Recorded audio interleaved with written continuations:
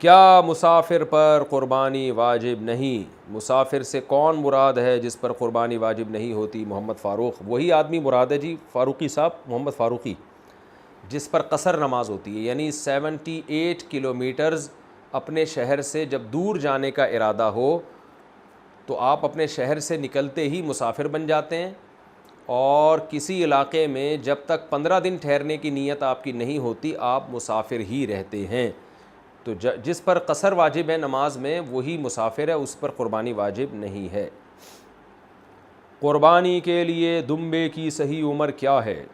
ایک شخص نے 2 دمبے خریدے، ایک صاحب نے دیکھ کر کہا کہ ان کا قد سال والا نہیں ہے، اب کیا اس صورت میں ان کو فروخت کر کے دوسرا جانور لیا جا سکتا ہے یا اگلے سال تک انہی کو پالا جائے؟ طاہر منیر: جی ان کو بیچ کے دوسرا جانور بھی لیا جا سکتا ہے اور اگلے سال تک بھی پال سکتے ہیں، جائز ہے۔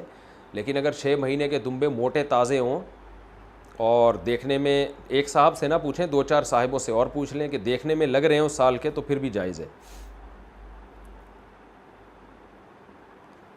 قربانی کس عمر میں واجب ہے اگر صاحب استطاعت ہو؟ سحر گل: شریعت کے تمام احکام آپ پر واجب ہوتے ہیں جب آپ بالغ ہو جائیں۔ تو خواتین کو جب مینسز آنا شروع ہوں تو وہ بالغ شمار ہوتی ہیں، اور لڑکوں کو جب نائٹ فال یا احتلام شروع ہو جائے تو وہ بالغ شمار ہوتے ہیں۔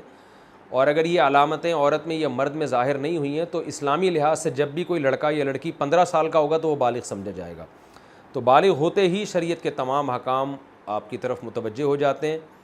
تو اس عمر میں اگر صاحب نصاب ہیں تو قربانی واجب ہے، مرد ہو یا عورت ہو۔ اپنی قربانی چھوڑ کر والدین کی طرف سے قربانی کرنا: میں اس سال اپنی قربانی نہ کروں، والدین کی طرف سے کر لوں، تو کیا یہ جائز ہے؟ ایم ایس فاروقی برطانیہ سے: دیکھیں اگر آپ کے والدین وفات پا چکے ہیں تو پھر اگر آپ والدین کی طرف سے کرتے ہیں وہ حقیقت میں آپ ہی کی طرف سے ہوتی ہے، اس کا ثواب والدین کو پہنچا رہے ہوتے ہیں، تو اس میں آپ کا اپنا واجب بھی ادا ہو جائے گا۔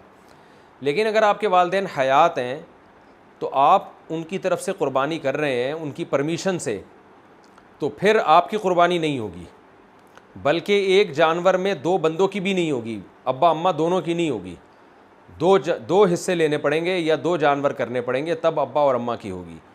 تو ایسی صورت میں پھر آپ اگر صاحب نصاب ہیں تو آپ گناہ گار رہ جائیں گے۔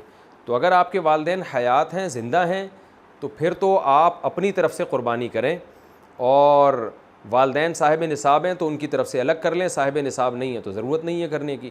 اور اگر والدین دنیا سے جا چکے ہیں تو ان کی طرف سے قربانی وہ اصل میں آپ ہی کی اپنا ہی قربانی کہلاتی ہے، کیونکہ مردہ جو ہے وہ تو شرعی احکام کا، عبادت کا مکلف نہیں ہے، جو میت ہے، تو آپ ہی کی قربانی ہوگی، آپ کا واجب بھی ادا ہو جائے گا اور ثواب بھی ان کو انشاءاللہ والدین کو مل جائے گا۔